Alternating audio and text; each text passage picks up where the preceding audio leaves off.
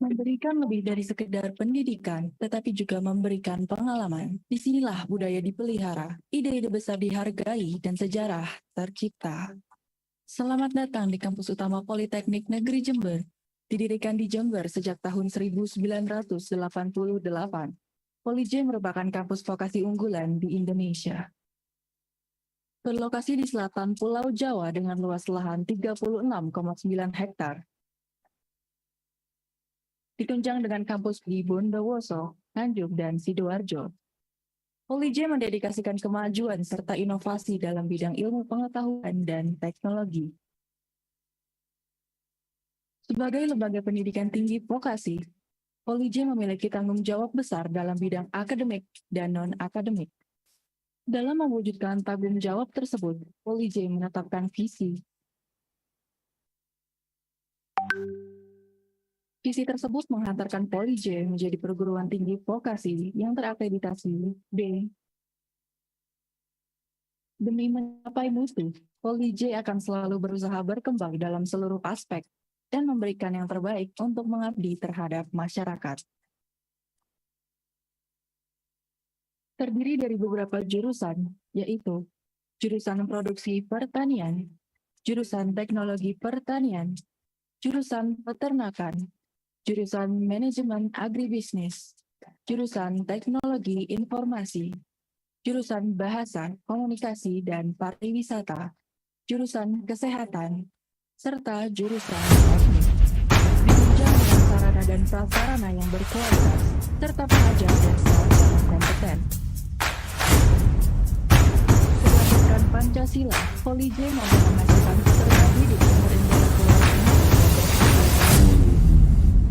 dengan motto inovatif dan profesional. Polijem meraih sebuah prestasi di tingkat nasional maupun internasional. Polijem akan terus membantu dari potensi Anda, potensi Anda, olahraga, dan ilmu teknologi. Dedikasi Polijem memberikan layanan tepat kebutuhan masyarakat.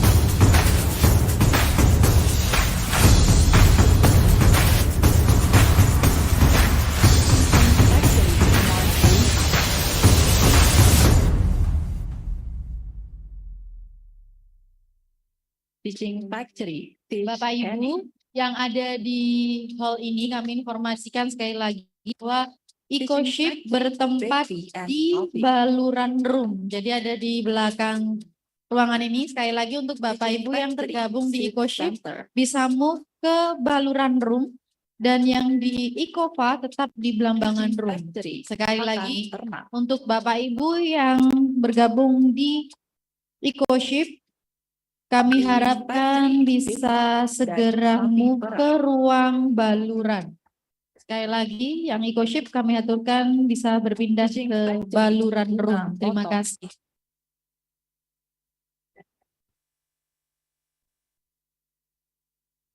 Teaching Factory, Lost House.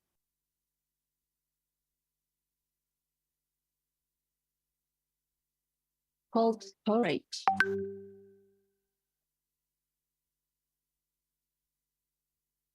New Community.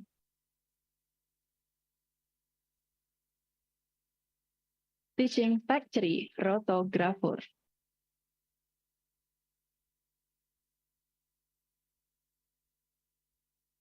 Mewujudkan sasaran strategis Polijem, khususnya untuk sumber PNBP berasal dari UKT mahasiswa dan unit bisnis. Hal ini dapat dicapai secara maksimal jika Polijem menjadi badan layanan umum.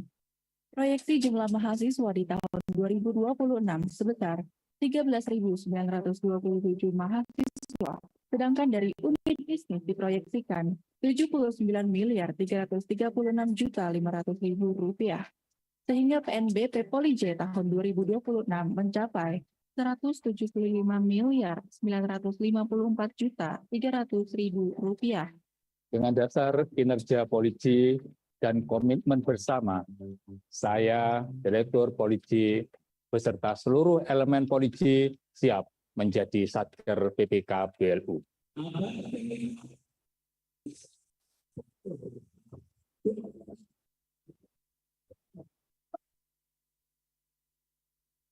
Baik,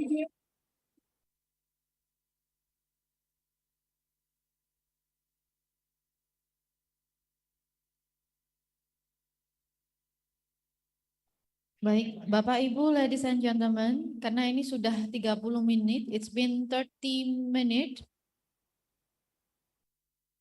time of coffee break is up. So I would like to invite Ibu Putri Santika for leading keynote session of ICOFA, and I hope Ibu Nodistia Septian Indrastana is already in Baluran room for moderate keynote session of ICoSHIP. So one more time for all the participants of ICOFA and ICoSHIP, I would like to give information again for the location of ICOFA in Blambangan room and ICoSHIP in Baluran room. Ibu Putri Santika, it will be moderator of keynote session ICOFA, and Ibu Nodistia Septian Indrastana, it will be moderator of keynote session ICoSHIP. So Ibu Putri, time is your end. Ibu Nodistia.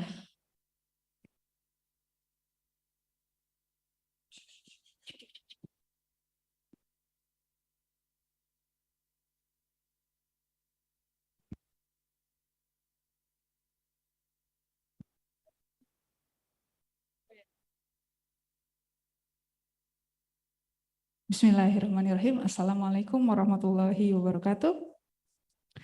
Good morning, ladies and gentlemen. My name is Putri Santika, and I am so very happy to welcome you all to the 5th National Conference on Food and Agriculture 2022 under the theme of Recover Together, Recover Stronger, Strengthening Food and Agriculture Technology. We are so very honored to have you all here with us today. Ladies and gentlemen, in this particular event, let me introduce you to our 3 honorable keynote speakers. First, we have Professor Sebio Klee, PhD, from the School of Food Science and Biotechnology, Kyungpook National University, South Korea. 안녕하세요, 교수님 반갑습니다. Thank you for coming all the way from Korea. How was the trip?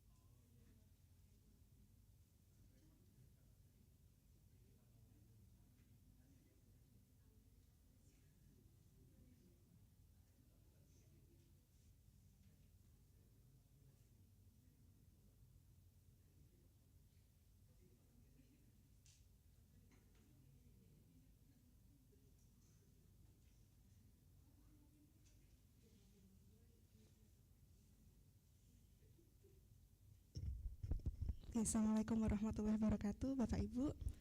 We are still waiting for 2 keynote speakers who are joining us virtually. So While waiting for Dr. Raymond and also Professor Elena, please be informed that we're about to start. So would you mind setting your mobile phone into the silent mode setting? Okay, thank you.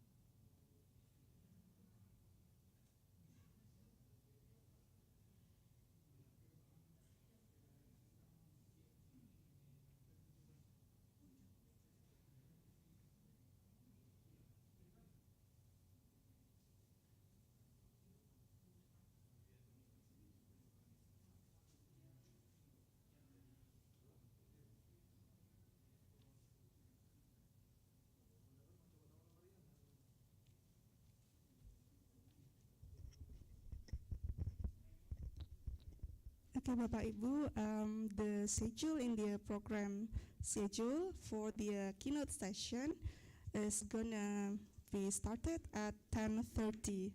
So, Bapak Ibu, we still have time for the coffee break, and also there is still time if you would like to go to the restroom. And we're gonna start at around 5 minutes later. Thank you.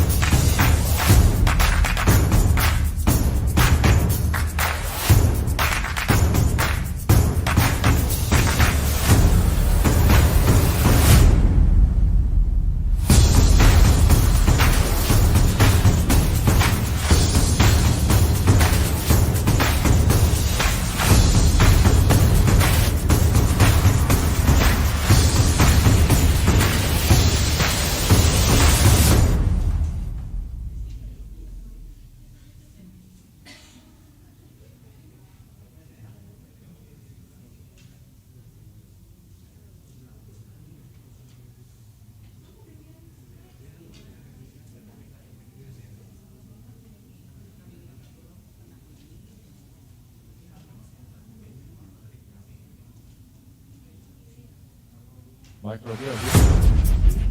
So until now, we have deployed over thousands of trains to KDHPC.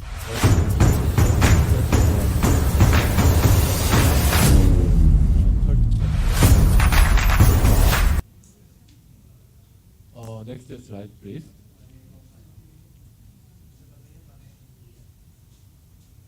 Even though it is very important to secure a lot of excellent microorganism resources, another important point is to make a microbial starter product and provide it to the people. Actually, only a few companies account for the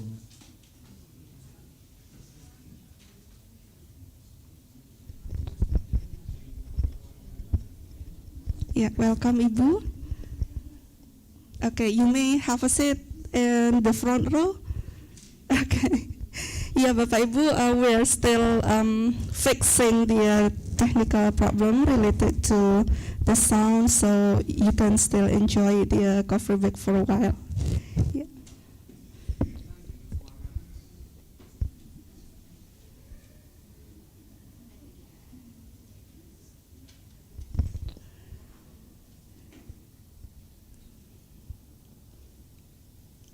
Okay.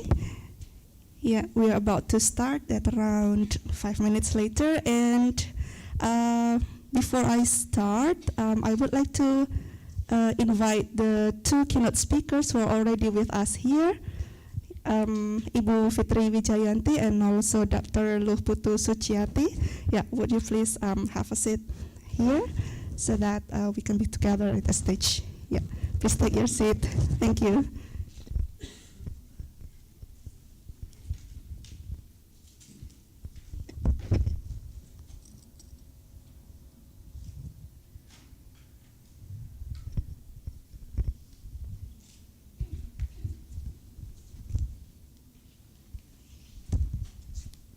Okay, thank you, Ibu Fitri and also Dr. Suciati.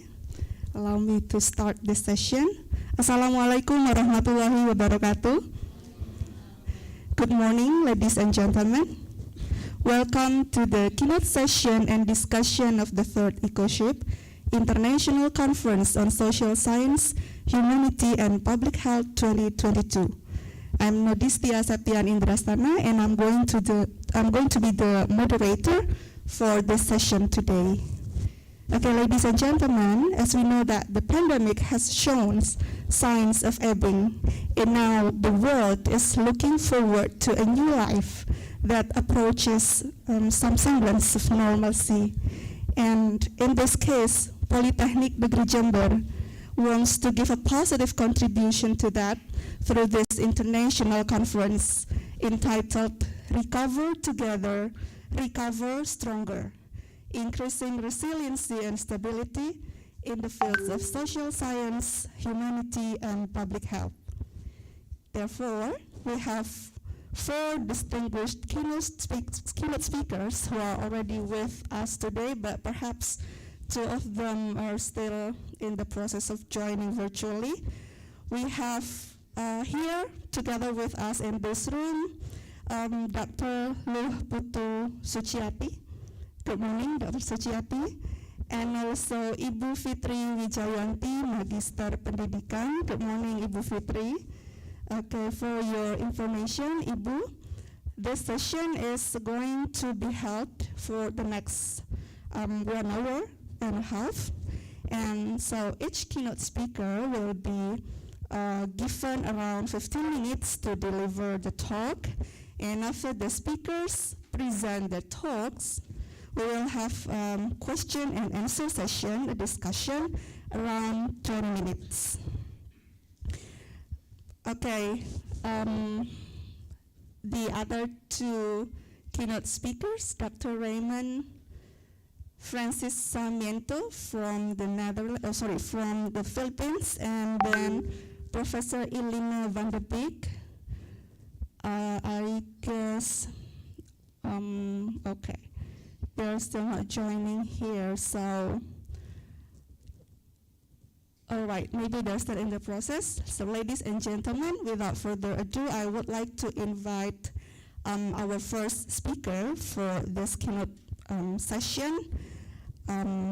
It will be Dr. Luh Putu Suciati, Ibu.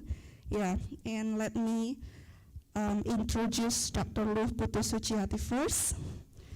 Dr. Suciati is the head of Indonesian Society of Agricultural Economics in Jember. And Dr. Luh Putu Suciati is from Universitas Jember, Indonesia. She pursued her master's and doctoral degrees at Bogor Agricultural University, and she's actively involved in agricultural economics and agribusiness associations in Indonesia. She has also conducted a great number of research and development projects and has been productive in important publications over the last 5 years. Okay. All right. Yeah, it seems that Dr. Raymond Sarmiento is already in the Zoom meeting. Okay. Good morning, Dr. Raymond. Okay, let me check first.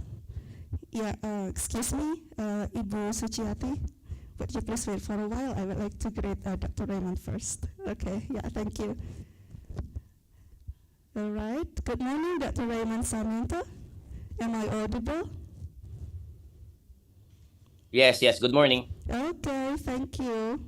We're about to start the first speaker who are joining on site here, Dr. Luh Putu Suciati. So thank you for joining, Dr. Raymond Sarmiento.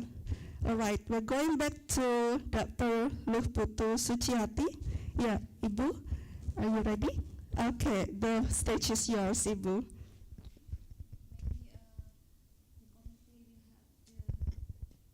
Okay.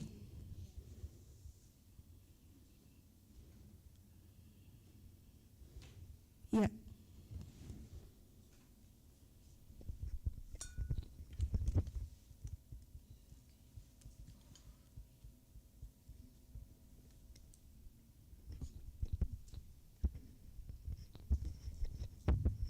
Okay, thank you. Good morning for all. Assalamualaikum warahmatullahi wabarakatuh. I'm very pleased in here that I will sharing about the topic about the recover together and recover stronger, and honorable for the Dr. Raymond. What's that? Dr. Raymond for from the Philippines. Good morning, Dr. Raymond, and Prof. Ellen from the Groningen, yeah, Groningen, Netherlands, and all the participants here that will join in Baluran Room, yeah, Baluran Room in ICoSHIP International Conference on Social Science, Humanity, and Public Health. Let me say that I want to share about the something about SDG goal.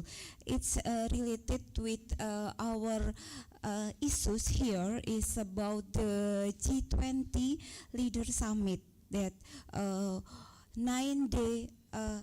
The next 9 day, we will our president will summit in Bali in G20. Moderator introduce myself from SDG Center, University of Jember, and also Indonesian Society of Agricultural Economic. Okay, next. Yeah. For the first, I would like to share about the 3 issues about the G20. It's about digital transformation, global health, architecture, and sustainability, energy transition. It's a myth that connected with the 5 is about good health and well-being, affordable clean energy, economic growth, and innovation and partnership. This is become the issues that we meet every day. Yeah. Next. Nah, how about the the indicators in SDGs indicator, we have 4 pillars: economic, social, environment, or biosphere, and partnership. And during the pandemic, let me see, that the pandemic COVID-19 is affected most in goal in number 8 is about economic growth, and the second is about the good health. In this goal, we must more intensive how to increase the economic growth in local and in national. Next. Now, this is the linkage between SDGs goal. There is multidiscipline issues with the end goal is to reduce an inequality. That every day we meet inequality. For the example, the Gini ratio in surround us is relative high.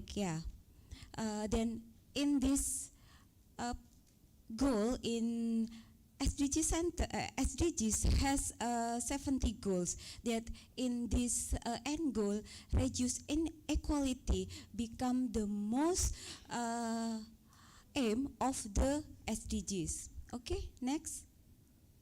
Now, what is the best condition in Indonesia? Also in East Java, maybe in Jember Regency, we know that in the left side, female is more than male. There is a lot of problem about stunting, about poverty, and in the right side is about that elderly people is more increased. It means that health issue is increasing in here, and about life expectation. And in this picture, we know that millennial and Gen X is become dominant in our population. It's next become the big problem in Indonesia, in East Java, and in our daily. So we must create a job or other that will increase economic growth. And we know that for the next 10 years, there is no difference between urban and rural. Next. Okay, what is the policy in Indonesia? The policy in Indonesia, I will divide with 5 policy, and I will describe first describe about the policy, and maybe from the policy that we will discuss what about in our concentration. For the first is building collective ownership, mainstreaming SDGs into development framework, integration 3 dimension, implementing on no one left behind. This is become the thing that we do every day. Institutional mechanism. I will describe one by one about the building collective ownership. Next, what is about the building collective ownership? We know that there is for about 23 SDG center, including Jember, and maybe for the next, Politeknik will create the SDG center because it's become the hub for academicians to participate in SDGs goal. There is the position of SDG center in Indonesia. Next. Now, for to mainstreaming SDGs into development, it's a very we know that in RPJMD or the planning of our nation of Indonesia, we know that all the goal in SDGs, we know that from quality and competitive human national character until environment and disaster will complete display in RPJMD. Okay, next. Okay, maybe next for that, this is the document and including 95 pillar target to 124 target. Maybe next, yeah. Nah, what is the unique of Indonesia? Indonesia have the name of SDGs Desa.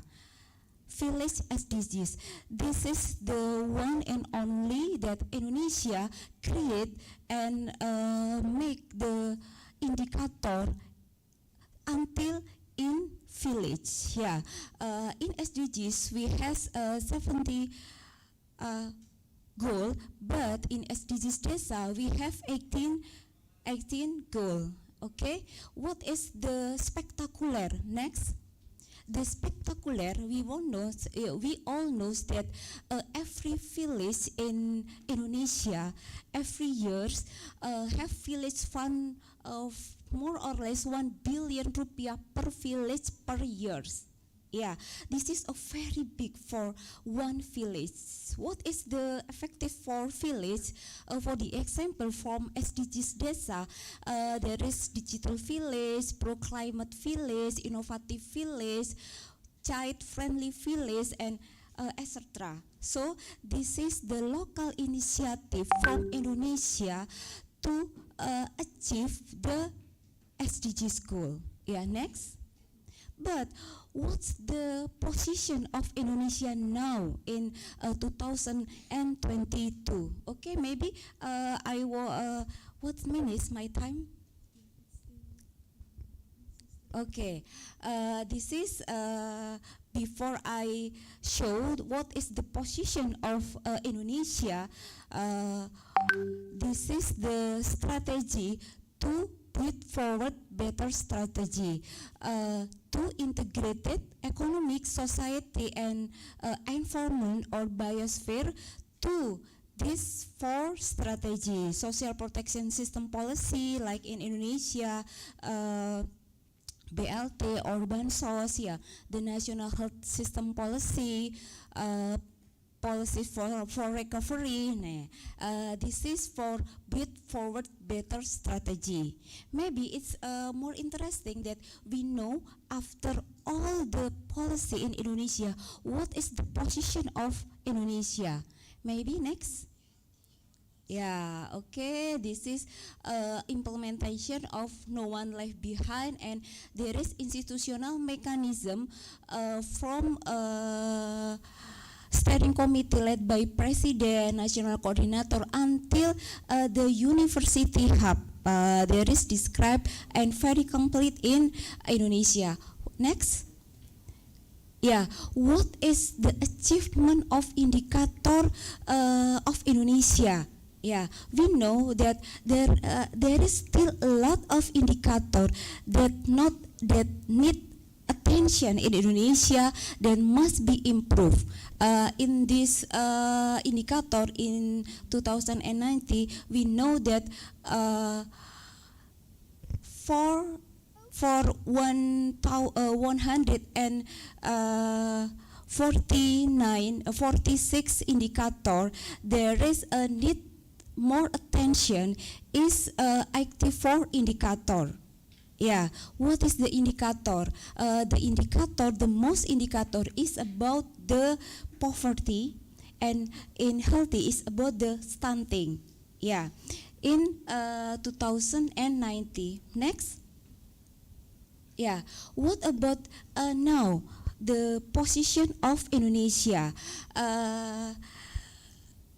This is the Indonesian dashboard, SDGs Indonesian dashboard. We know, yeah, that Indonesia rank is the middle, yeah, for 163 country. We are in the middle, and we know for SDGs dashboard and trend.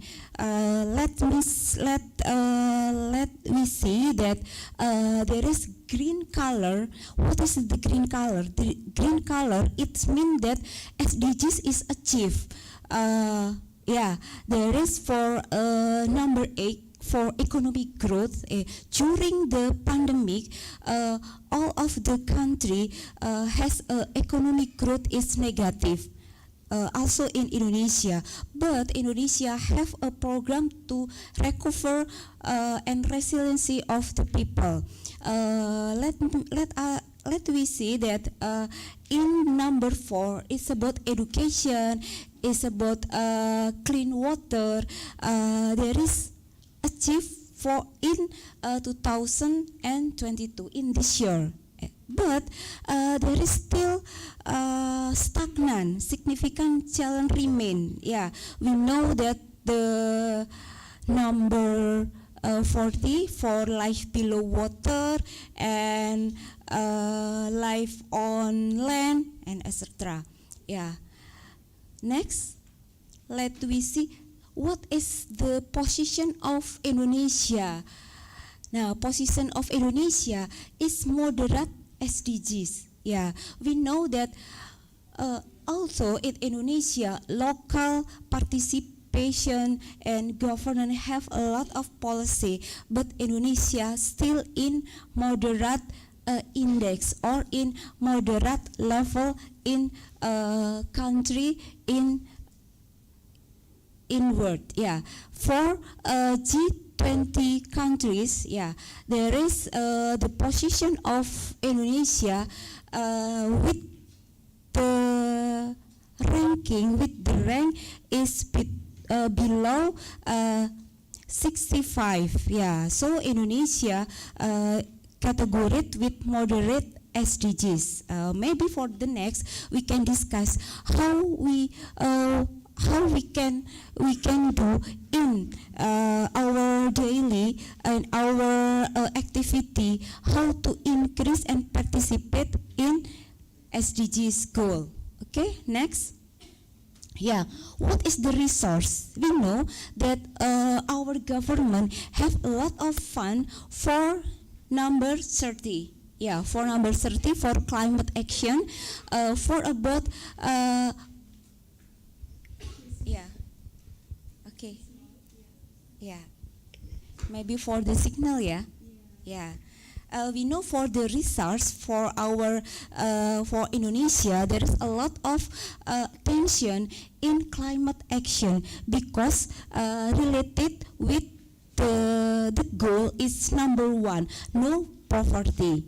Yeah, no poverty, and for number 5 is gender equality. Yeah, so what we do in our profession, in our research, to see that all the resource is for climate action and number 3 in good health and well-being. Yeah, maybe for the next slide. Okay. Yeah, for overcoming challenge, the way forward, I will next discuss with all of the participants that maybe for the next Indonesian development, maybe priorities for poverty reduction and basic service improvement, and then reducing regional disparities about rural and urban and connectivity, Jawa in other country, and increasing economic value and job creation. Nah, okay, maybe the last discuss for me, and thank you, and we discuss more about to achieve SDGs goal, build forward better and leaving no one behind. Good morning, Assalamualaikum warahmatullahi wabarakatuh. Waalaikumsalam warahmatullahi wabarakatuh. Okay, thank you very much for Dr. Suciati for delivering such a comprehensive presentation about sustainable development goals, and I'm sure that the information you delivered, Dr. Suciati, will enhance the audience's insights. Well, Bapak Ibu, now we come to the next agenda, which is the presentation by Dr. Raymond Francis Sarmiento. Yeah, Dr. Raymond, are you still joining with us? Okay. I would like to introduce Dr. Raymond first. Yeah. Dr. Raymond Francis Sarmiento is currently the director of the National Telehealth Center, National Institutes of Health, University of the Philippines, Manila. In 2019, he was recognized as the Outstanding Young Scientist for Public Health Informatics by the National Academy of Science and Technology of the Philippines. He has been actively involved in a number of projects in health information systems. So, Dr. Raymond Sarmiento, are you ready for your presentation? Thank you so much. And good Okay, morning, yeah, you may everyone. start your presentation now. Thank you. Thank you. Thank you. I hope you can hear me. Good morning, everyone. Good morning. Yeah, I apologize if my voice is a little bit croaky, just because there's a ongoing bug around here. Nevertheless, I'm very pleased to be able to deliver this presentation as part of the ICoSHIP 2022 conference. And the title of my presentation is Harnessing Accessible and Affordable Digital Health Solutions for Sustainable Development in Southeast Asia in the efforts to advance universal healthcare in the post-pandemic era. Just a general disclaimer that all statements issued are mine alone, and the presentation does not necessarily reflect the position of the University of the Philippines or the Philippine government. I also declare no conflicts of interest with any proprietary entities I may mention, nor any financial relationships I have or I may have with any of the manufacturers or commercial products and services that may be mentioned in this presentation. At least for this presentation, these are my competing interests. So I'll start off with the innovation drivers in healthcare, particularly how digitalization of health and healthcare, as you see in the cycle shown in the middle, and how it spurs on rapid evolution of science and medicine, thereby leading to unsustainable rise of costs that may unduly really affect how health and healthcare becomes accessible and affordable. This one is from the World Economic Forum, and they estimated 3 years before the pandemic that the volume of medical knowledge will be doubling every 73 days. So we have already gone past that doubling rate just because of the numerous medical knowledge products and publications that have come out as part of the pandemic. The idea is that by 2050, because 20% of the global population will be aged over 60, we have to be able to make sure that everyone that's part of the population are able to leverage technological advances for their use in health and healthcare because of the exciting developments in precision medicine, immunotherapy, microbiology, genetic engineering, etc. Genome mapping now costs less than $1,000, and technically, as we are looking at the trajectory, that cost may drive down even further in the future years. And integration of data will enable a system biology approach to prevent diseases and to really spur on surveillance, early detection, and intervention. But at the heart of it is really trying to understand what is digital health. Digital health really is more than just the technology. In the diagram that is shown here, there are a lot of equipments and devices that are attached to the patient or the client here.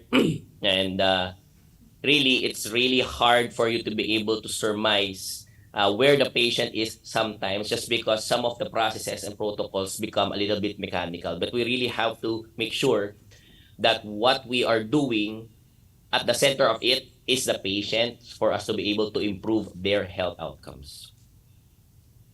For us to be able to move forward with trying to identify how to successfully implement digital health services, we have to identify the barriers that prevent full implementation. Part of it is really trying to understand the policy interventions that are needed for digital health services as part of the service delivery. How will the policy interventions remove the barriers for full implementation?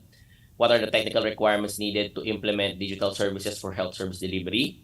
And how can social media be leveraged for the deployment of digital health services?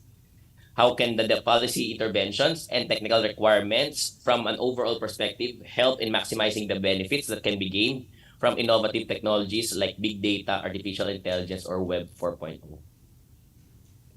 In the Philippines, and I'm sure in Indonesia as well, and in other parts such as Thailand and Vietnam, other parts of the Southeast Asian region, electronic medical records and electronic health records are part and parcel of what drives efficiency and improve documentation, and furthermore help in trying to understand through our learning health systems all of these different factors that come into how to improve health outcomes. So in the Philippines, we have this 6 pioneering electronic health record systems that we have.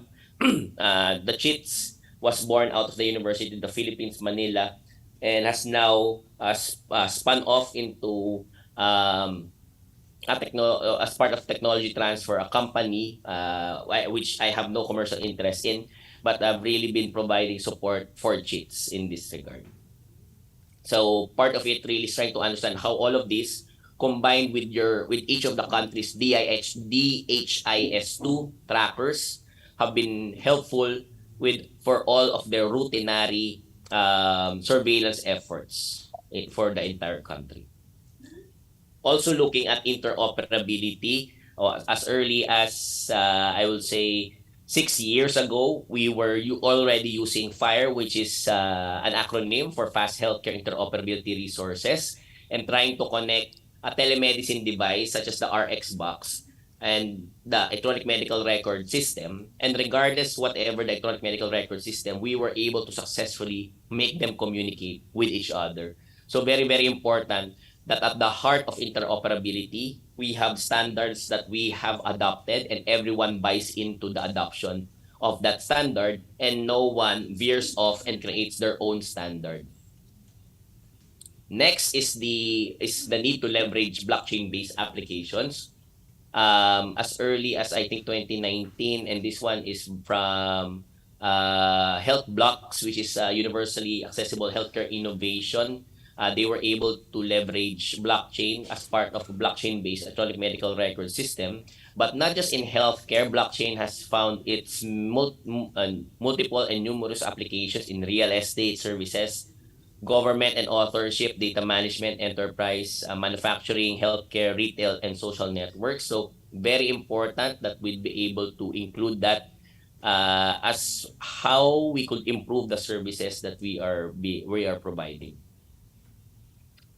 COVID-19 vaccine information management systems, part of it is trying to understand how we will need to deploy something at a national scale in a very short amount of time, something that we have not done before. So for the Philippines, this is the first time that we were able to deploy such a national information management system and trying to understand the processes from master listing all the way to inventory and supply chain, vaccine administration, line list uploading, and vaccine certification, the systems that will need to cater to all of those, and the support activities so that those will be fully implementable, as well as being able to ensure that success is there on the horizon. This is a snapshot of how we did it for COVID-19 vaccine information management. And part of it is trying to understand that each of the local government units have their own systems. The national government has their own. At the provincial level, there are multiple systems. Trying to come up with a way to get all of them on the same page, trying to get them to talk to each other, and have them submit on a regular basis, each and every day, accurate and almost real-time information to a centralized data warehouse as shown here. So you will see that all of the different systems that are found here, they all pour into a centralized data warehouse which we analyze for adverse events following immunization, for dashboard reporting, for analysis, to be able to understand if there are any leakages, shortages, and wastages vis-a-vis how many we have already administered, and the BackCert PH certification. For the digital vaccination certificate, we hope to be able to integrate it with the ASEAN effort for a single digital vaccination certificate. Make it right now we are compliant with the WHO DDCC as well as the European Union's DCC. Very important for us as we have been working towards that. And RA 11223 for the Philippines is being able to come up with a way to enforce processes and policies and protocols in accordance to policy so that UHC is successfully implemented. I'm sure in Indonesia there is a counterpart effort for this one. I understand that Vietnam and I think what do you call this? Thailand, they are been the ones really pushing forward for all of these different elements, having a health information system with effective enterprise resource planning, human resource information, electronic health records, and electronic prescription log consistent with DOH standards, and that's interoperable. So very, very important that we have all of that in its stead. But the real challenge is for us to be able to achieve integrated local health systems and being able to understand how all of these pour into the different networks that will be created, given that a patient will not just come into the primary healthcare facilities, but will need to be may need to be referred more often than not to secondary care facilities or to tertiary care facilities, all the way to the apex hospitals, and round it goes for us to be able to provide not just step-up care, but also step-down care during the follow-up phase of their care continuum. The goal for the Philippines at least is to be able to recognize that we are working towards the Holy Grail, which is Philippine Health Information Exchange with a health integration module in the middle, the point of care applications at the bottom talking to each other, but really how all of these are connected at the back end to the national registries, the shared health records, national health data reporting, and data standards and terminology services. The goal is for us to be able to provide citizen-oriented service that's transparent and interconnected, being able to set up personal health records, healthcare communications and collaboration systems, and shared health records, and services to electronically communicate and share the information, having defined data sets that can be shared among healthcare providers, and telehealth and telemedicine working together towards having effective and efficient service delivery networks. So part of what we're espousing is, number one, recognize and engage all stakeholders from the citizens and consumers, media and influencers, policymakers and regulators, health executives, clinicians, clinical leadership organizations, digital health technology suppliers, and universities, educators, and trainers. But really, the step-by-step approach will involve a whole of system, not just the government, not just the private sector, not just the academe, but and civil society, but all of those different components working together to stop investing in obsolete solutions. Once you feel or you see that this solution has failed, that may not necessarily be the correct solution that you will need to deploy for that particular use case or scenario. So you will need to iterate some more and improve upon it. Learn and reuse the successes of others, not just inside your country, but those that are found in other countries that are similar to yours. And try to make sure that we have the appropriate level of maturity for the infrastructure. Do we have the requisite internet connectivity? Is there really power stability all across the country? And given that Indonesia, very, very similar to the Philippines in archipelagic nature, how all of the different islands are connected to each other infrastructurally.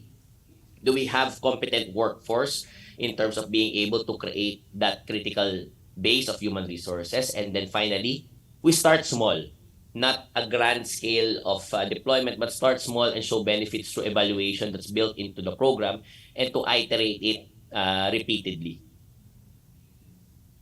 In summary, key investments in human resource development, infrastructure, and research and development, they need to be sustained and made and sustained in order to improve productivity, increase overall efficiency, and disseminate quality knowledge products. A whole of system approach is necessary for us to accelerate our recovery. And it will be up to us to define whether the embracing interoperability and health data sharing will work for us, with us, and hopefully not against us, towards a more resilient and healthier Southeast Asia. Thank you so much, and I look forward to your questions. Please feel free to contact me if you have any questions about this presentation. Thank you. Okay, thank you very much, Dr. Raymond Francis Sarmiento. Yeah, please give a warm round of applause for Dr. Raymond, Bapak Ibu. Okay, and Dr. Raymond, would you please stay for several more minutes until the Q&A session with us? No problem. No All problem. right, thank you. And then, Bapak Ibu, we come to the next presentation. Our third presentation will be delivered by Ibu Fitri. And Ibu Fitri Wijayanti, she's from Politeknik Negeri Jember.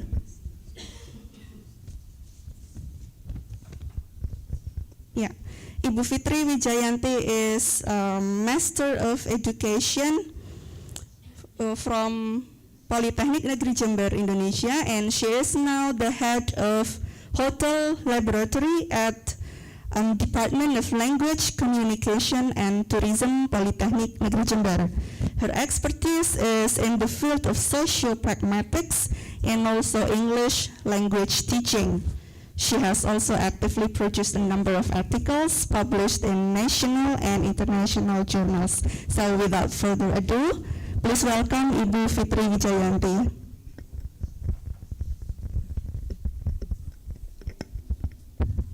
Thank you very much, Ibu Moderator, for the time. Bismillahirrahmanirrahim. Assalamualaikum warahmatullahi wabarakatuh. Yeah. Good morning, ladies and gentlemen, Bapak and Ibu. I would like to present my presentation, but before conducting that, I would like to welcome you all in this International Conference on Social Science, Humanity and Public Health, ICoSHIP 2022. Before proceeding to our presentations, I would like to show you this picture. Oops. Moderate. Okay. Okay, so I have an interesting picture over there. Okay, then Bapak Ibu, ladies and gentlemen, can you help me to try to comprehend or try to, you can share the ideas about that picture, Bapak and Ibu? So those are cats. Yeah, the first is Garfield and his boyfriend. Yeah, and they are on date actually. Then what happened with that picture? What happened with those cats? Anybody? Maybe you want to share your point of view with us? They are on date, and suddenly Garfield just show a can of tuna. So what happened actually? So what is the situation? Does anyone want to share with us? Maybe Ibu Moderator, you can say something? Yeah, yeah. Garfield said that he has been fishing. Yep. And then finally he showed a can of tuna, so it's like instant fishing then. Okay, so actually this is not really, Garfield is not doing fishing, literally fishing, but in fact they are on date, but Garfield didn't come on date, or he was coming late at that time, so Garfield just tried to made an excuses, at that situation. So actually, Garfield wants to say sorry by providing a can of tuna. You know that cats really love tuna, right? Yeah. So this is one kind of the material that I just implemented in my classroom. So today, I would like to present a brief report or best practice that I have ever implemented in my teaching learning process. Okay. Oops. Yeah, so the title of my presentations is Activities to Foster the Student Socio-Pragmatic Awareness as a Locally Situated Process. As we know that in the communications, it is not only merely about sending message or delivering ideas among the interlocutors or among the people, but indeed, yeah, it will involve the cultural norms or the circumstances. So when we communicate with other people, in fact, we need to know the particular context or situation. Okay. Yes, I cannot move it. Would you please move for the next slide, Mas Nuril? Yeah, so that's why teaching pragmatics, teaching socio-pragmatics in the class, yeah, especially in EFL context, English for Foreign Language classroom, is very urgent to be deployed in the teaching learning process. Since to create automatic, appropriate, and also effective in communication, it is not easy to do. So that's why we need to, next slide, Mas. Yeah, so it is our grand duty as the lecturer, as the teacher, yeah, to be more creative in facilitating our students in order to understand more about this awareness. Next. Yeah.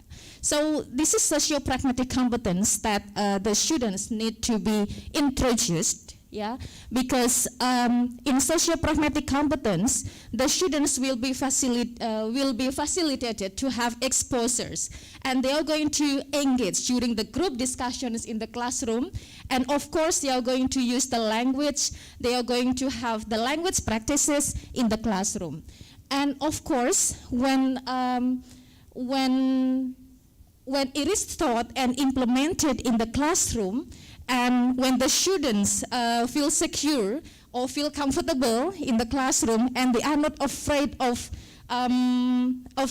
saying something in English, then it will be very helpful for them to understand the particular context situation. Next. But in fact, ladies and gentlemen, Bapak and Ibu, most of the teachers just face several problems. So the first is when we talk about teaching learning process, yes, we talk about the use of the textbooks. Yeah, these textbooks usually provide inadequate language input, and of course lack of having the interpretations of the language used.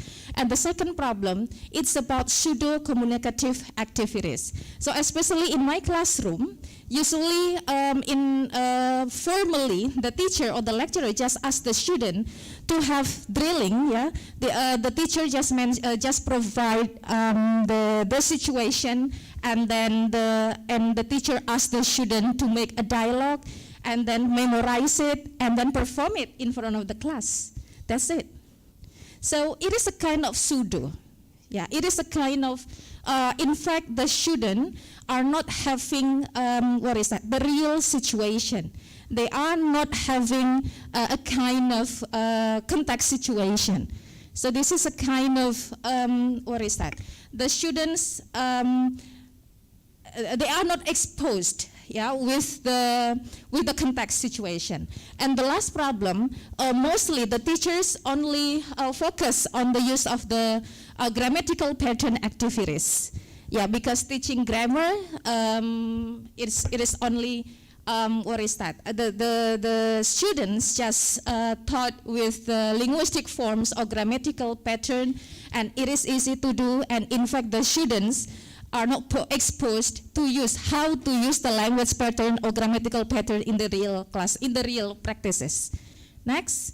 So that's why, Bapak and Ibu, it is urgent to implement socio-pragmatic or contextual activities in the classroom so that the students will get socio-pragmatic awareness. Next. Yeah, so why do we need to teach socio-pragmatic competence? Yeah. I just took it from the two experts over there, that it was believed that by exposing students to a variety of communication patterns in the target community, they would improve the socio-pragmatic sensitivity and knowledge. And also, by by introducing socio-pragmatic in the classroom, then it will create what is that? Oh, we are going to avoid the misunderstanding in cultural context. Next. In the socio-pragmatic also, so this is not only showing about the competence, the first, the second, the third, no, but we are going to involve the students in order to be engaged. They are going to have lively discussions during the teaching learning process. Next. Yeah, so the way that I try to implement socio-pragmatic competences in the classroom is by providing speech acts strategies. Yeah, these strategies will promote effective interaction, and they are going to know about the action. Yeah, what should they do when they are faced with a particular context situation. Next. This is the example of speech act strategy. So the first strategy is initiation and explanations of purpose, a complaint, a justifications, a request. And of course, Bapak and Ibu, ladies and gentlemen, we need to, before that, yeah, we need to, okay, next slide, yeah, we need to provide this one. So this is a situation that the students need to understand first, and after that they are going to be guided to follow all the strategies over there to provide the language expressions in the example.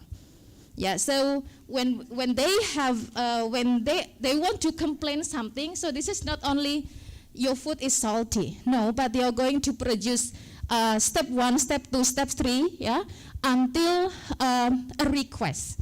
Well, Mr. Brown, before returning it, yeah, it should be checked. I would be very happy if you can fix it or buy the new one. Yeah, so this is the steps, yeah, in speech act strategies that the students can apply when they face a complaint situation.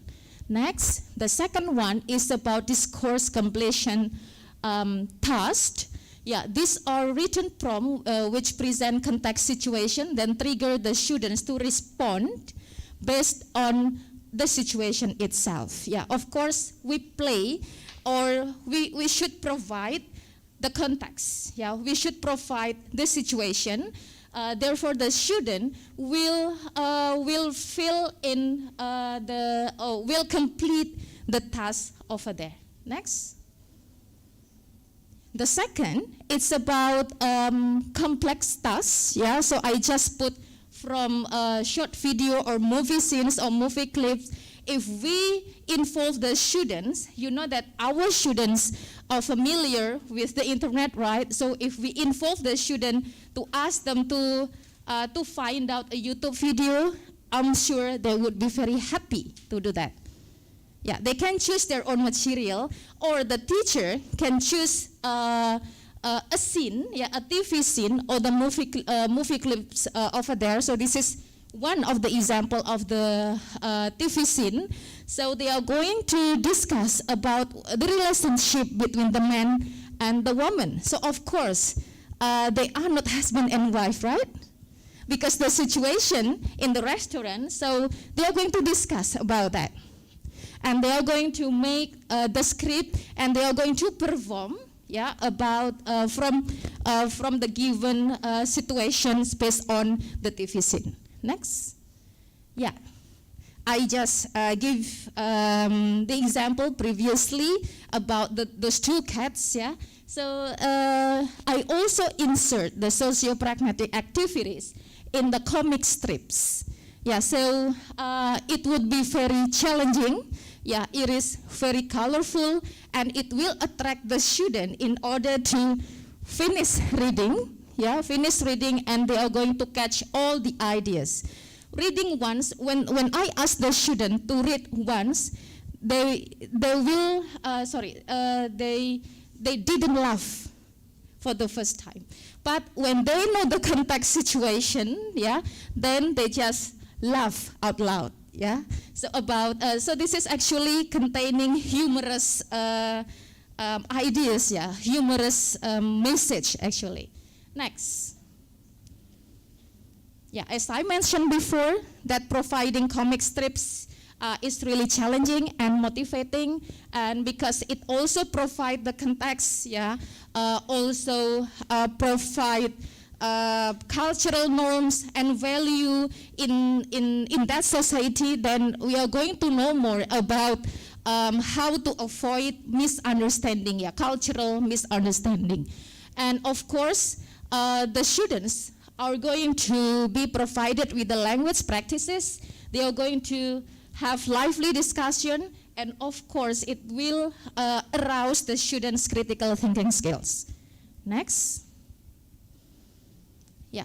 So, Bapak and Ibu, ladies and gentlemen, yeah, if we want to have successful and effective communications, yeah, of course, we need to promote, we need to arouse the students' socio-pragmatic awareness, so that during several activities that I have already mentioned, so that they are going to understand and think critically, and they are going to have creative imagination. So therefore, as I mentioned before, that they are going to avoid cultural misunderstanding during the communication. And if they are ready with that, then when they graduate from our university, and they will be ready to face the real workplace, and they are going to use English very well. Well, I think that's all for my presentation. Wassalamualaikum warahmatullahi wabarakatuh.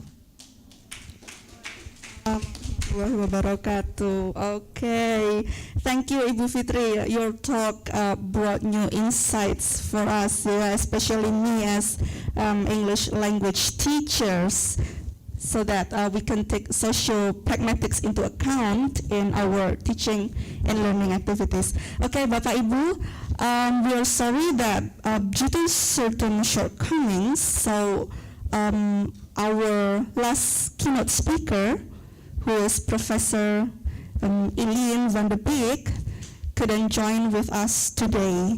So we have done the keynote session with the 3 keynote speakers, and now we come to the Q&A session. We can discuss, and Bapak Ibu, ladies and gentlemen, should you have any inquiry, so please raise your hands, and then you can mention your name, and you can also mention to whom your inquiry or your question is addressed. Okay, yes, please. Okay, the first one. Okay, we have, yeah, for the first audience who wants to ask, we have Bapak Atma Deharja, okay, and then the second one, yeah, Ibu, and then Bu Penny, okay, excuse me.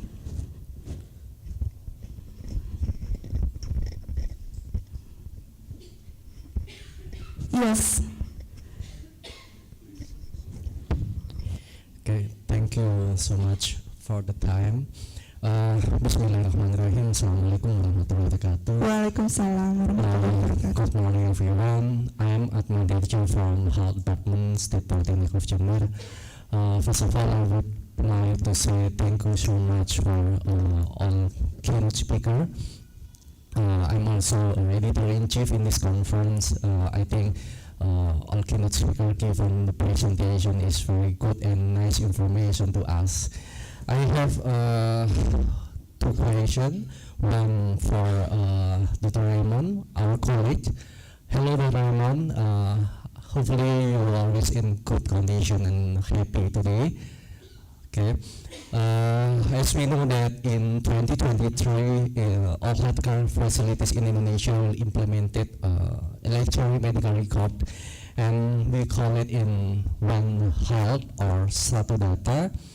And this is a part of the implementation of regulation of Ministry of Health in Indonesia. Based on that, I think we need a big effort for our system so that can well implemented. As we know that Indonesia is very big country. It looks like a Philippine country with the big island. We have a lot of island and diverse region and demographic condition. So, in your opinion, what are the main components that we should prepare to implementation electronic medical record in all healthcare in Indonesia? And the second one is my question to Bu Nilo. Yeah, I think you are give the good presentation and nice information based on your presentation. As we know that the condition of demography and also the data of SDGs achievement in Indonesia have a big impact for all system. One is for health condition. The government in Indonesia has issued several policies as an effort to achieve SDGs indicator, and we know like JKN or bantuan tunai langsung. So, in your opinion, how about the regulation of our government? It's very helpful and have a lot impact to reduce poverty and increase health status in Indonesia. I think it is enough for our question. Thank you so much, and wassalamualaikum warahmatullahi wabarakatuh. Waalaikumsalam warahmatullahi wabarakatuh. Okay, thank you for the question, Bapak Atma Diharja. Before we come to the next audience, Dr. Raymond, would you please answer the first question from Mr. Atma Diharja? It's about your opinion related to the preparation of the so-called Satu Data released by Indonesian government.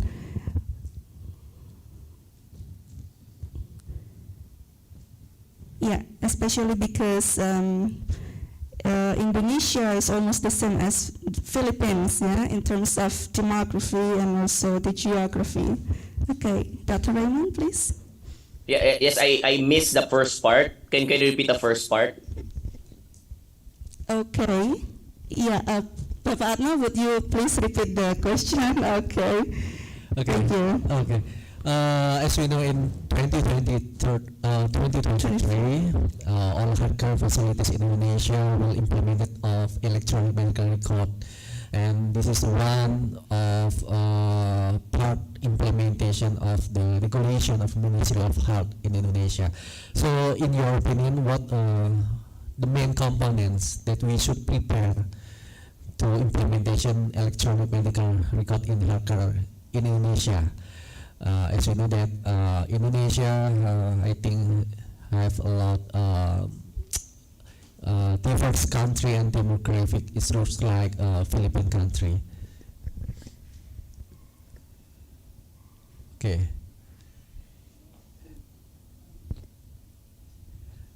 I think this is my question, Dr. Raymond.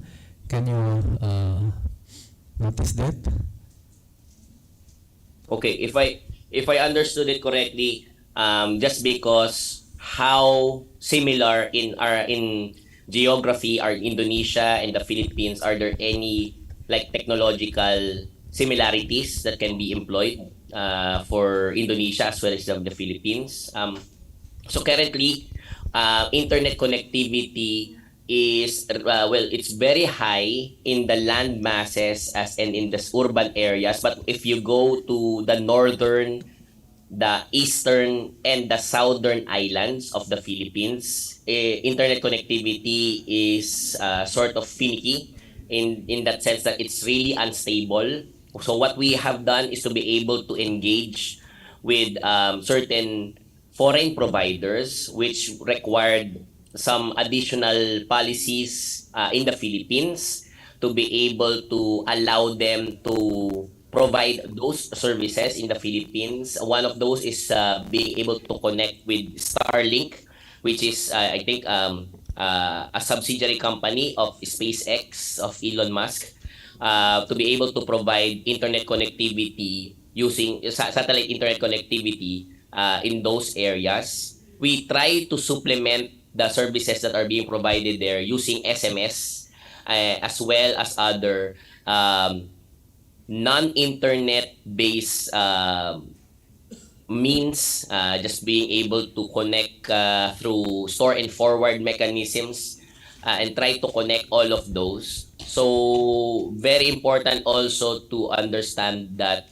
in the Philippines, we have some sort of a disconnect with regards to the distribution of human resources. We want to be able to equitably distribute all of the doctors, the nurses, health professionals, because right now they are all congregated in the urban areas, and trying to make sure that we have the enabling factors for them to thrive and have sustainable success in the islands as well. So it's really a multifactorial problem, and we're trying to address some of them through policy, some of them through technology, some of them through capacity building of human resources and being able to have a good distribution of those competent human resources.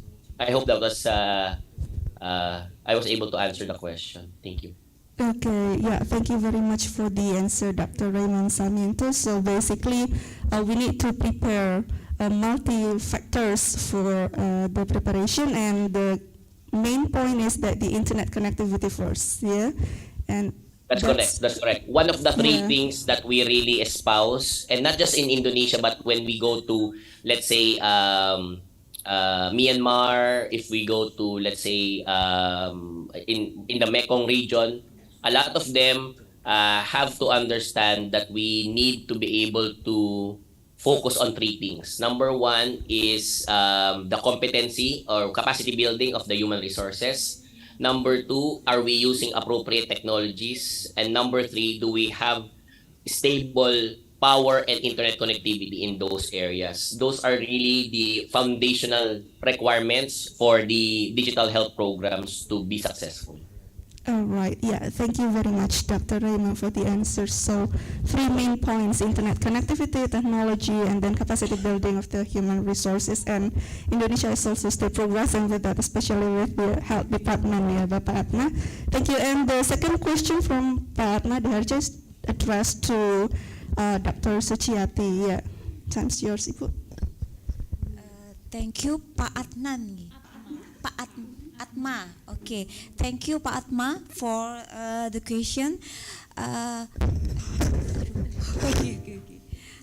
I agree with you about the relation about demography in Indonesia, because Indonesia, maybe all of us know about the demography bonus in Indonesia. Until years ahead, we still in demography bonus. So I think it's about the social safety net is still need for in Indonesia for the lowest income Indonesia, for about 5% until maximum 10% in population. But for the next, I think related with demography bonus, government will more investment in healthy for the children and for the education, because the millennial and Gen Z, there is they have a different opportunity, and I think how the government have changed or give a different pattern for educate the millennial.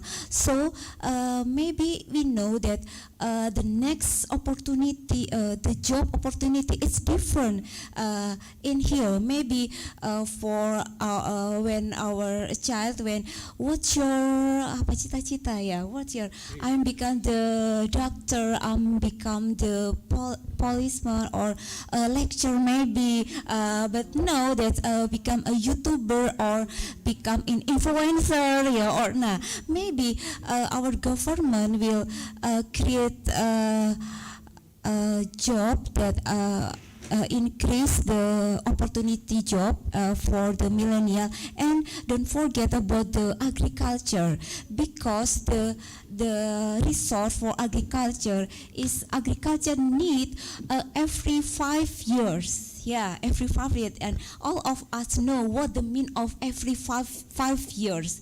Now, agriculture and tourism it's become to increase economic growth, and also for demography, because the bonus demography will become the opportunity for us to increase and achieve SDGs goal. Yeah, I think it's my opinion. Thank you. Yeah, thank you very much for the answer, Ibu Suciati. And then we move to the second audience to ask. Yeah, please, Ibu. Okay, Assalamualaikum warahmatullahi wabarakatuh. Waalaikumsalam warahmatullahi wabarakatuh. I want to ask 3 questions. The first question to Ibu Nilu. Okay, Ibu Nilu, this is my question regarding digital literacy. Regarding digital literacy in digital transformation at SDGs, what is the target for the government to do in the future? Will there be teaching without the need for campus, so we can teach anywhere via online? I don't know what target from government. Maybe Ibu know and can share. And then the second for Mr. Raymond, about digitalization of health and healthcare, how do we prepare prospective user of application or telemedicine or health application who lack understanding and digital skill to get the same health services? Especially this happen for people outside the area which is very far from the city, because teaches to other people is not easy. Maybe Mr. Raymond have strategy. And then the last question for Ms. Fitri, why are children more interactive when they learn and imitate English film that they watch on YouTube instead of learning English by interacting with their friends? Okay, maybe enough. Thank you.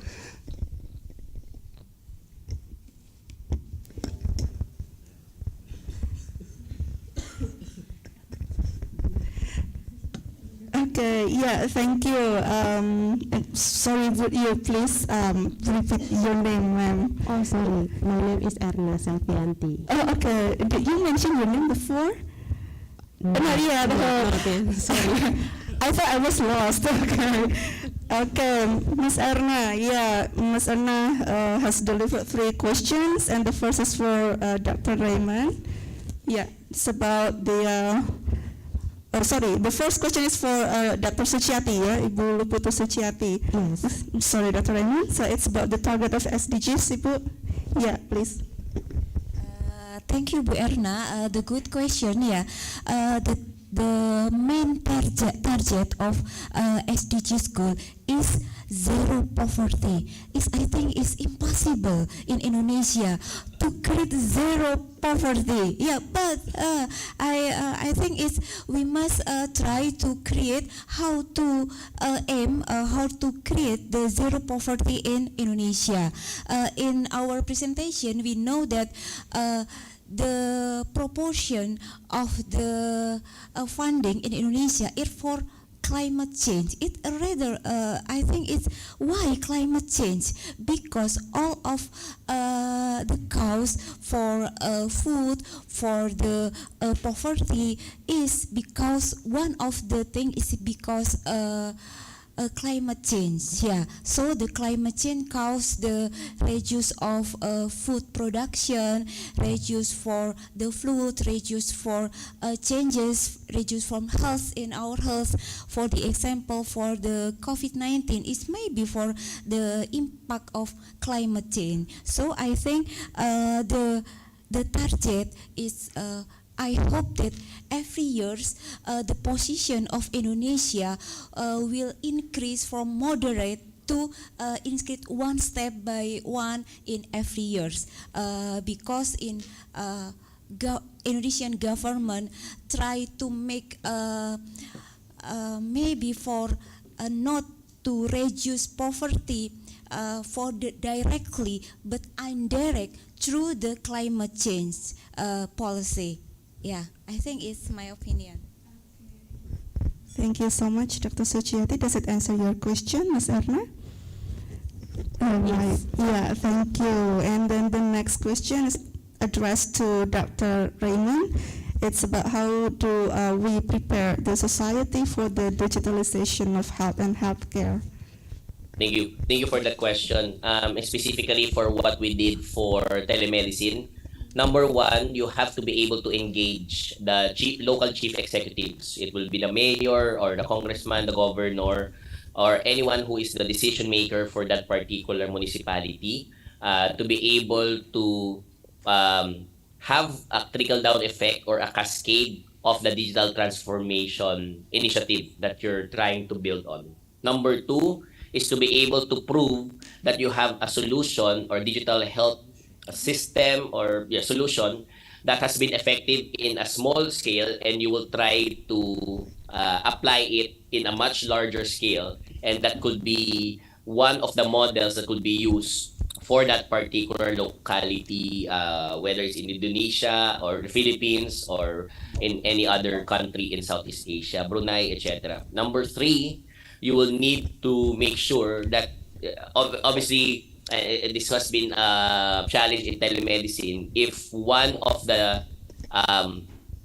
people who are connected does not have good internet connection, then they will have to be able to some way communicate all of that and try to leverage what are existing. You can do SMS telemedicine, you can do email telemedicine, you can do store and forward mechanism for telemedicine in that regard. But more importantly, you have to be able to build the capacity, build the awareness, and show the value of the digital health transformation initiative that you're trying to build upon, so that you have healthcare professionals as well as citizens who understand what it takes for that entire ecosystem to be successful and to help out in reaching the national goals. Thank you. Okay, thank you so much for the comprehensive answer, Dr. Raymond. And then the next question is addressed to Ibu Fitri Wijayanti. Yeah, please.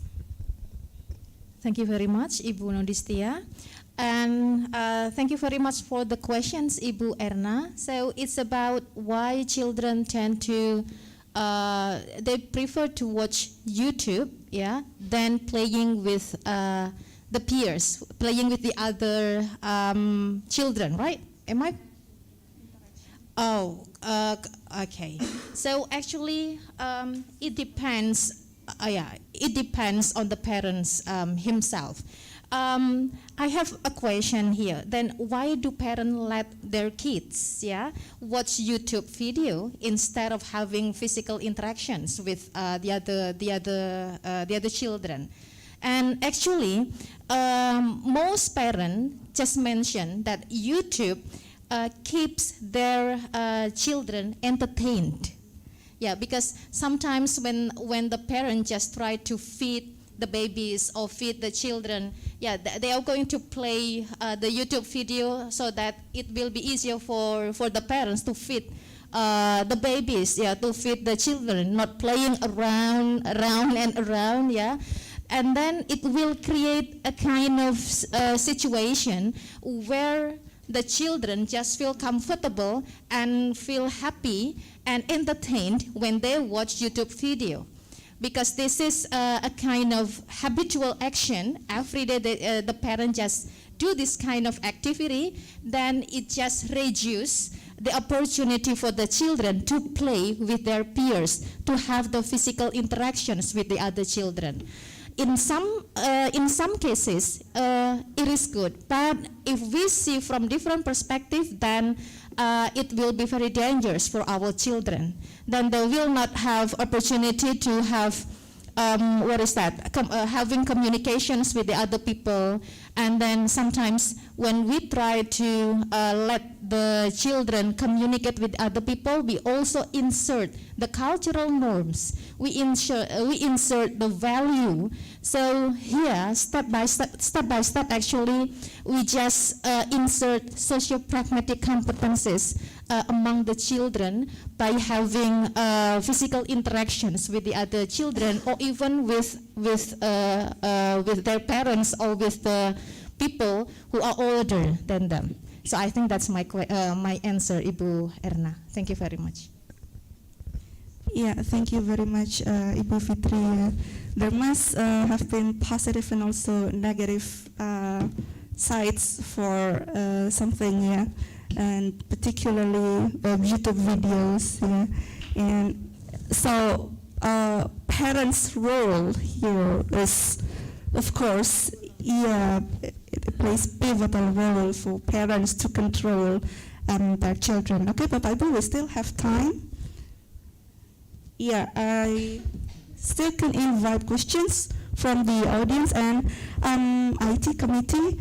I would like to know whether the audiences who are joining online can also ask questions. Oh no. Okay, I'm sorry. Yeah, right, ladies and gentlemen, do you still have any questions? Oh yeah, okay, Ibu Penny, please, time's yours. Okay. Thank you for moderators and all keynote speakers. My name is Penny, and I would like to ask to Dr. Luh Suciati. I will ask about a child-friendly village in Indonesia. You mentioned in your presentation that one part of the SDGs Desa in Indonesia is building a child-friendly village.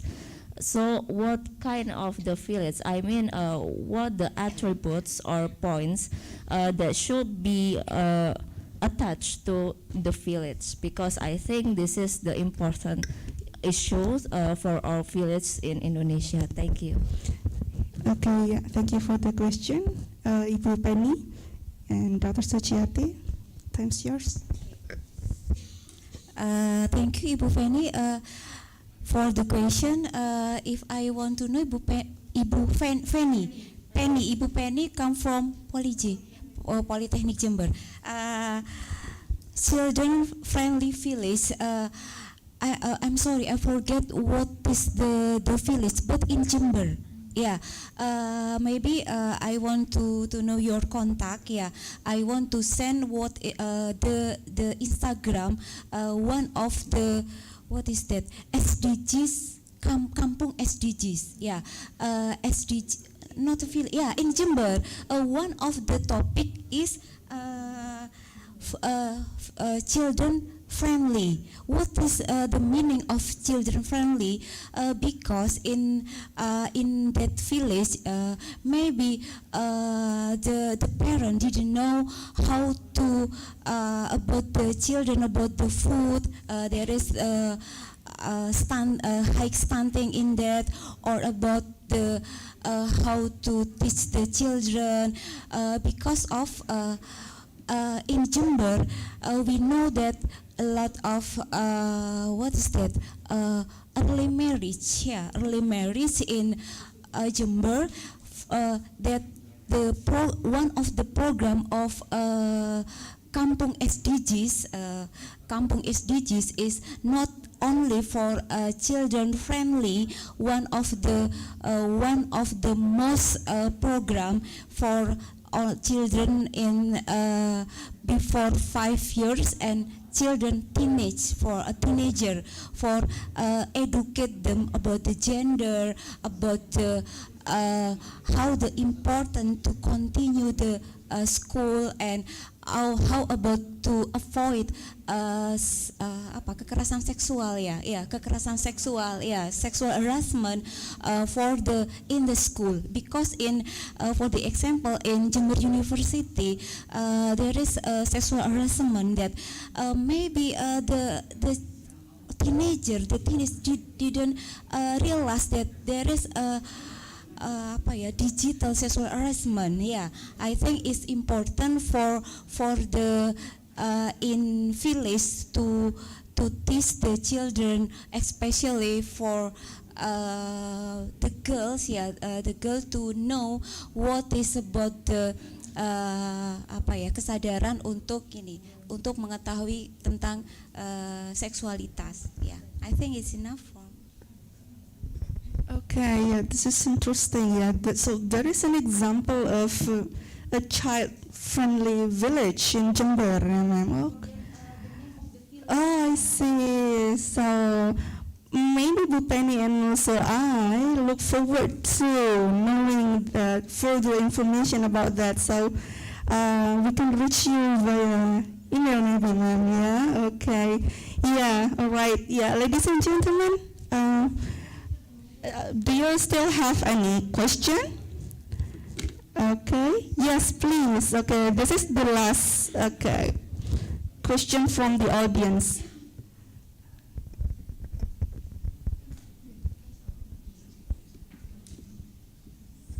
Assalamualaikum warahmatullahi wabarakatuh.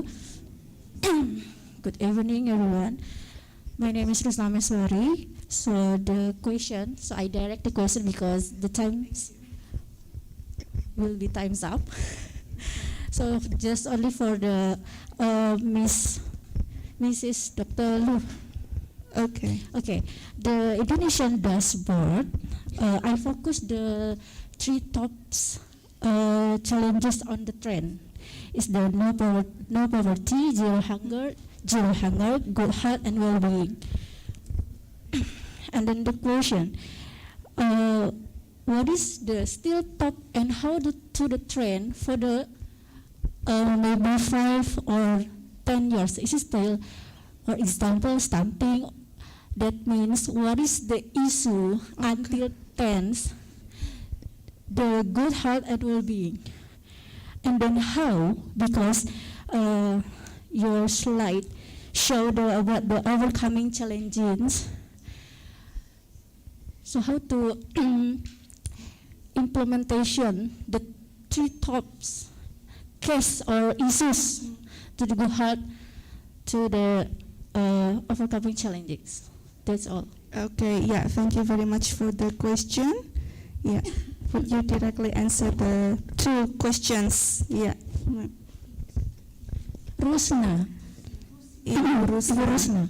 From Politeknik Negeri Jember. No, bukan. From the University of Science Malaysia. Oh, I see. Welcome to Banyuwangi, Indonesia. Okay, Rusna. Thank you, Bu Rusna from Malaysia. Yeah. Indonesia. Indonesia. Okay. From Malaysia University. Yeah. The National Science Malaysia. University Science Malaysia. Oh, University Science Malaysia.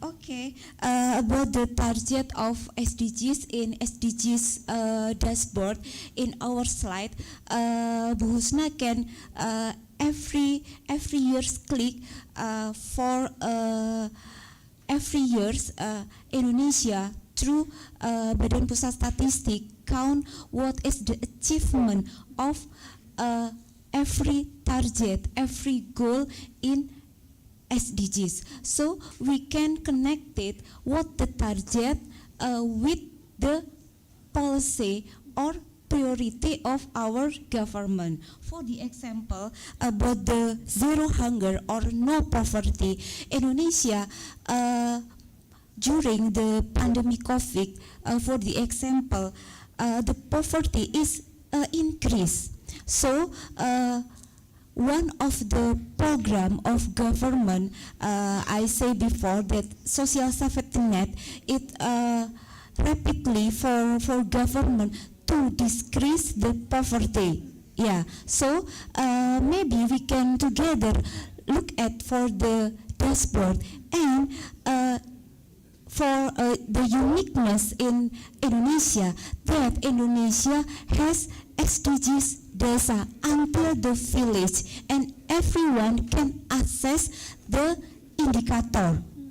For the example, in Jember, there is 248 villages, and every village, the indicator is ready for everyone. So in every government until in Bupati can make a program for the every village. Yeah, so it's very interesting, but we all of us know that the policy of our government, it's still didn't connect it with the target.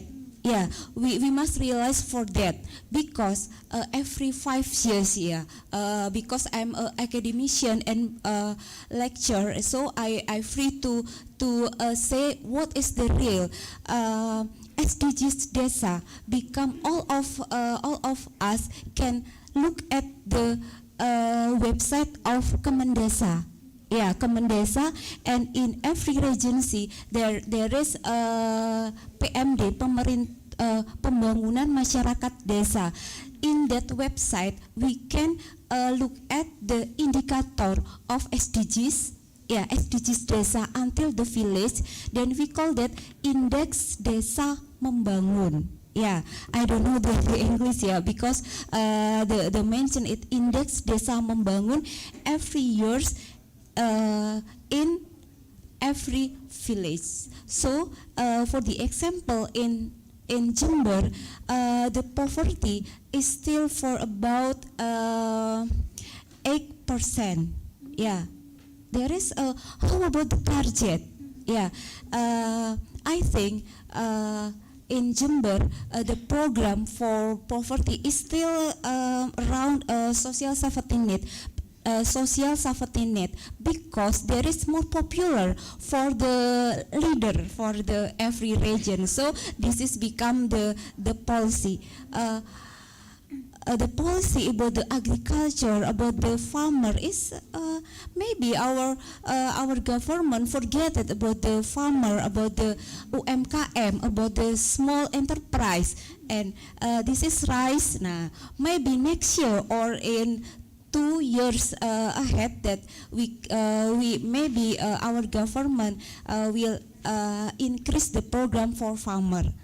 Okay, jadi so that we can, maybe all of us can try to look at the website of Kemendesa, that we can know the dashboard, not only SDGs in Indonesia and other country, the SDGs dashboard, we know we can look at Bappenas website, but for province, for regency, we can look at in province, and it's unique that until village we know what is the stunting, what is the poverty, what is the access of water in every village. I think it's my opinion. Okay, thank you for your comprehensive answer, Dr. Suciati. Bapak Ibu, ladies and gentlemen, that's all the Q&A session for today, and we've got informative talks from our 3 distinguished speakers. So please give our keynote speakers a warm round of applause. Thank you so much, Dr. Raymond Sarmiento from Philippines, and then Dr. Putu Suciati from Universitas Jember, and also Ibu Fitri Wijayanti, Master of Education from Politeknik Negeri Jember. Bapak Ibu, before ending the session, I'd like to remind you that the parallel session is going to be held at 1 p.m. Western Indonesian time. So for those of you who are joining either on site and also online parallel sessions, please be informed that the rooms have been listed in the conference website. So kindly check the schedule, and then your presence in the parallel session is compulsory. And next, at 7 p.m. Western Indonesian time, I would also like to invite you to the plenary hall again for the announcement of Best Author and Best Paper, and also for the closing ceremony as well. Right. Lastly, I'm Modistia Septian Indrastana on behalf of the Conference Committee and also Politeknik Negeri Jember. Would like to thank you for attending and participating in this event. Thank you so much. Terima kasih. Have a good day, everyone. Assalamualaikum warahmatullahi wabarakatuh. Yeah. Okay, thank you, Dr. Terima kasih. Terima kasih.